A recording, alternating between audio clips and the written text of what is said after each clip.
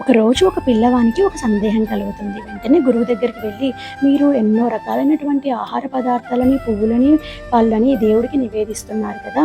మరి భగవంతుడు వాటిని నిజంగానే స్వీకరిస్తాడా? మరి స్వీకరిస్తే అవన్నీ కూడా ఎలా ఉన్నాయో అలానే ఎందుకు ఉంటున్నాయి అని అడుగుతాడు. అప్పుడు వెంటనే గురువుగారు, నువ్వు ఈరోజు ఈ శ్లోకంని నేర్చుకునిరా, రేపు నీకు నేను సమాధానం ఇస్తాను అని చెబుతాడు. ఆ పిల్లవాడు మరుసటి రోజు శ్లోకాన్ని నేర్చుకుని వస్తాడు. అప్పుడు గురువుగారు అడుగుతాడు, నువ్వు ఈ శ్లోకంని ఎక్కడి నుంచి నేర్చుకున్నావు అని అడుగుతాడు.